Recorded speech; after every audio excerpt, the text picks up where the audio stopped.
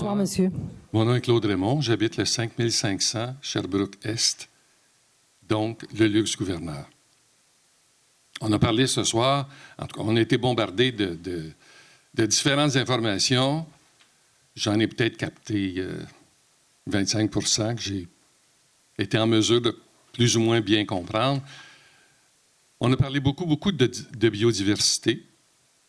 J'étais, oui, d'accord avec ce qui s'est dit.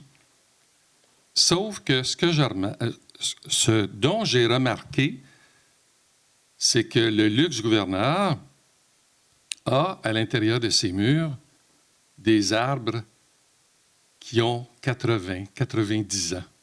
Des arbres comme moi, qui bougent, qui profitent du boisé. Nous, on a une vue sur le boisé Béniana. Monsieur a dit que, bon, c'était peut-être pas le meilleur boisé, sauf que mon balcon est là.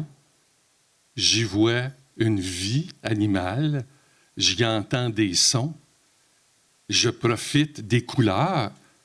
Dernièrement, là, c'était doré complètement.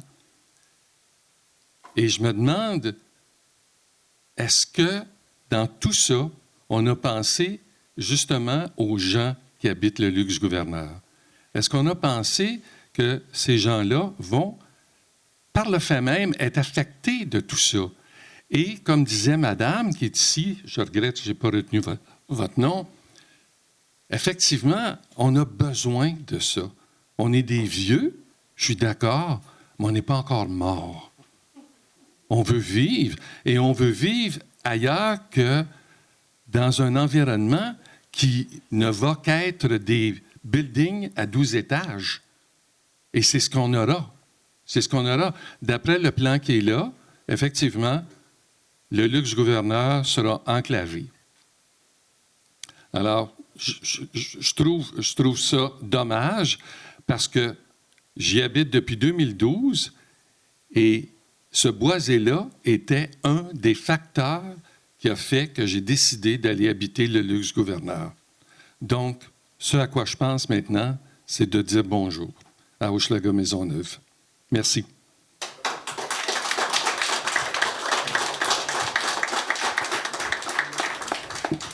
Merci, monsieur. Claude ne m'a pas dit qu'est-ce qu'il venait dire. Je m'appelle Suzanne Roland. Je suis au 5500 Sherbrooke. J'habite le luxe.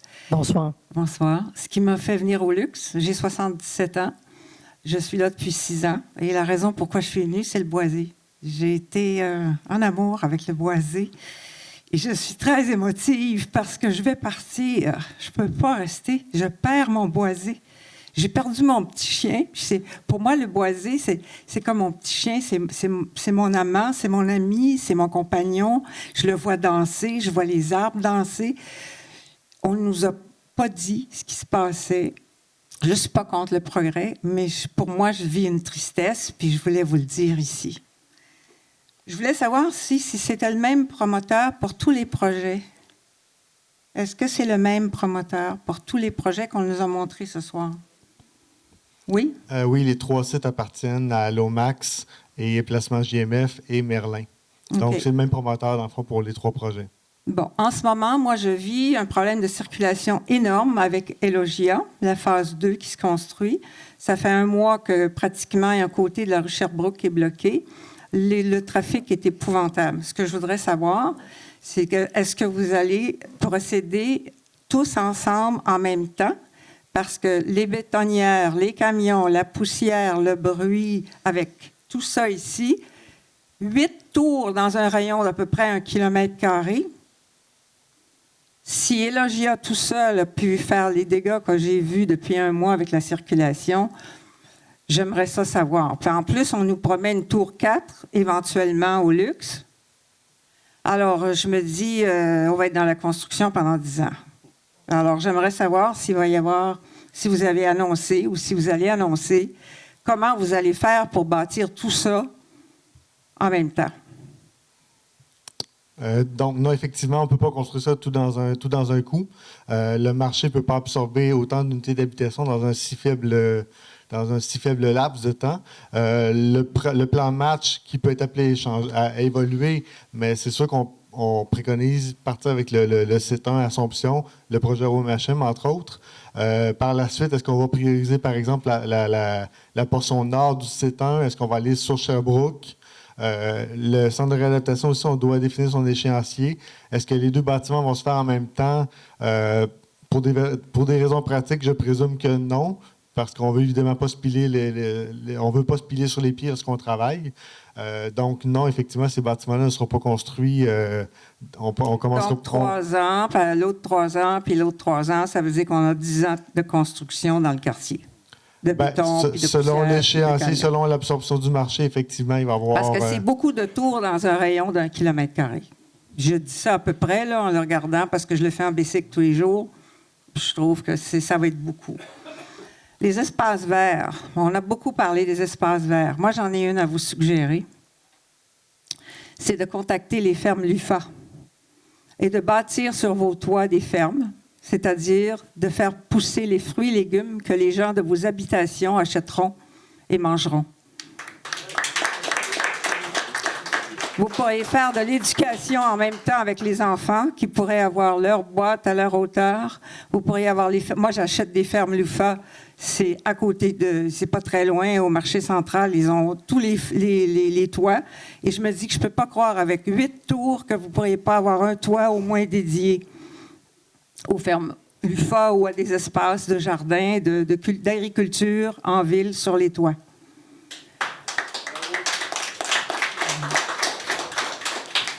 Les espaces verts, on en a aussi parlé. C'est bien beau de planter des arbres, c'est bien beau de dire qu'on veut du gazon. Mais si vous avez, je ne sais plus combien de logements sociaux, ça veut dire beaucoup d'enfants, vous allez les faire jouer où? J'ai contacté le Parc Maisonneuve. Il n'y a pas un endroit, il n'y a pas un jeu, il n'y a pas un centre d'aire de jeu pour enfants. Puis on m'a dit, ah non, non, c'est pas possible. Il n'y a pas d'aire de jeu pour adultes. En Turquie, à tous les kilomètres, il y a des aires de jeu dehors pour les adultes. C'est gratuit, c'est coloré, c'est orange, c'est jaune, c'est vert. Il n'y a pas de responsabilité, il n'y a pas d'affiche comment ça marche. C'est peint par la municipalité. Tout le monde y va, les parents, les enfants, les adultes. Les gens passent en vélo, ils s'arrêtent. Pourquoi avoir juste des arbres? Je comprends qu'il faut des arbres, puis oui, j'espère que vous allez en mettre des arbres. Mais pensez aussi aux aires de jeu, peut-être un toit, pourquoi pas, s'il n'y a pas d'espace. Prenez un de vos toits, faites-en un aire de jeu moitié enfant, moitié parent, comme ça tout le monde fait ses exercices en même temps. Je dis, il faut essayer de trouver des choses différentes quand on voit l'espace, le peu d'espace que vous avez. Et les gens ont raison, le soleil avec des douches, là, je peux vous dire que vous ne le verrez pas beaucoup. Alors, je pense que j'ai terminé. Je me demandais quand est-ce que vous allez commencer devant chez moi, parce que j'ai déjà commencé à regarder pour un loyer ailleurs. Et j'ai besoin de savoir quand est-ce que je vais laisser mon loyer. Peut-être en termes de précision, en termes d'aménagement des espaces, le programme qui va être développé pour les espaces verts sur les terrains, que ce soit sur le toit ou au sol, on n'était pas rendu dans ce niveau de détail-là. Non, je parle de la construction du boisé. Oui, je vais y venir aussi. Mais en fait, en termes d'espace vert, par exemple, s'il y a des familles, pour l'instant, on n'a pas défini exactement il va y avoir combien de familles, combien de personnes seules vont habiter. Donc, la programmation des espaces verts n'est pas encore rendue à ce niveau de détail-là. Mais pensez au toit. Oui, ça fait partie des options. Oui, c'est définitivement une option qu'on examine. Parce que c'est une pratique de plus en plus courante en immobilier d'avoir des jardins sur les toits, que ce soit de différentes natures. Ça peut être des aires de jeu pour enfants, ça peut être des aires plus d'agrément, donc spa ou autre. Des niveaux de détails-là vont venir évidemment dans la conception plus détaillée des bâtiments. Pour ce qui est de la proximité du luxe par rapport au terrain voisin, il faut comprendre, en fond, que lorsque le luxe est arrivé là, il s'est construit sur un terrain qui était vacant. Qui a bénéficié, dans le fond, pendant un certain temps d'une vue, évidemment parce que le terrain voisin est vacant, mais on ne peut pas présumer, lorsqu'on s'installe quelque part, que le terrain voisin ne se développera pas suivant ses droits. Non, je sais ça. Point de vue dérogation, la portion nord du site, elle est déjà zonée à 12 étages. Idéalement, nous, on aurait préconisé une forme en U inversée par rapport au bâtiment qui est montré. Cependant, l'implantation de la tour de ventilation du métro a fait en sorte qu'on n'a pas le choix de se placer de cette façon-là si on veut dégager, on ne peut pas se coller sur cette tour-là. Donc, on n'a pas le choix. Évidemment, pour l'ensoleillement, ça aurait été beaucoup meilleur dans l'autre sens, mais c'était des contraintes qui étaient là. Le design du centre de réadaptation, justement, a été prévu pour tenir compte de la proximité du luxe. Donc, si vous observez, dans le fond, les hauteurs qu'on a prévues, oui, un volume à 11 étages, mais ce n'est qu'une composante qui est centrale et qui est de façon perpendiculaire au luxe pour minimiser l'impact versus la portion nord qui est, elle, vu la contrainte de la tour de station, la tour de ventilation de la STM, a dû s'implanter de cette façon-là. Et qu'elle est jaune. Pardon? Elle est jaune. J'espère que Oui. votre décor ne sera pas jaune. S'il vous plaît. On prend bonne note pour les architectes. S'il vous plaît. Pour ce qui est également aussi des espaces verts, la raison aussi pour laquelle on a préconisé un sentier, une rue piétonne, c'est justement pour vous créer un environnement beaucoup plus agréable aussi.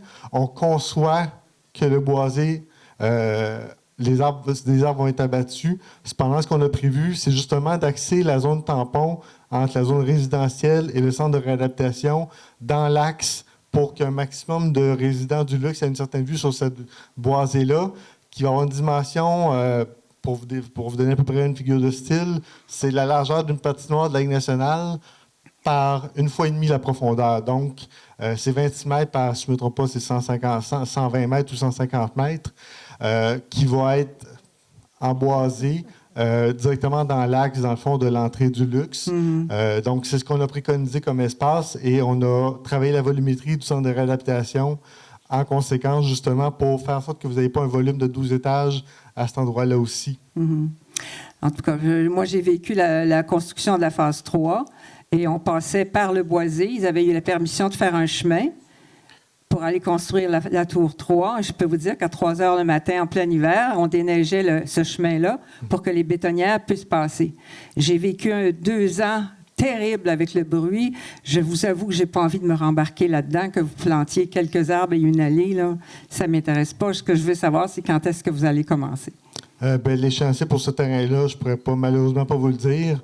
La réalisation de projet particulier nous donne un horizon, je ne me trompe pas, d'environ 10 ans pour réaliser le projet, ou pour à tout le moins la commencer. Est-ce que cette phase-là va être réalisée? Je ne crois pas que ça va être la première phase qui va être construite. En tout cas, pour la portion habitation, le centre de réadaptation est en discussion avec eux pour voir quel est leur échéancier. Donc, pour la portion résidentielle au nord, je n'ai pas d'échéancier. Mais rue Chauveau, ça devrait commencer comme l'année prochaine. Le centre de réadaptation. Le centre de réadaptation, ça va dépendre de l'avancement des plans, de l'adoption de la résolution entre en vigueur. Il y a quand même beaucoup de plans. Il y a un plan fonctionnel technique que le centre de réadaptation doit définir. Donc, il y a beaucoup de travail à faire à l'interne. C'est pas une petite organisation. Dans le fond, c'est un centre de réadaptation de 200 lits. Donc, il y a beaucoup de planification derrière ça. Donc, je pense pas que... C'est comme un mini-hôpital. Ben, c'est un centre de réadaptation. Donc, il n'y a pas le va-et-vient des ambulances à cet endroit-là. Là. Donc, c'est des gens qui vont là pour recevoir des soins. Et toute cette tour-là, sur la rue Chauveau, sera désignée pour un centre de réadaptation. Il n'y a pas de logement en hauteur. Exact. Okay. Exact. C'est entièrement un centre de réadaptation. Et ce qu'on a préconisé, évidemment, nous, on n'a pas commencé... c'est des choses qu'on va devoir réfléchir, mais l'accès entre le luxe et la rue piétonne qu'on prévoit, on pense que ça peut être une bonification pour les résidents du luxe aussi.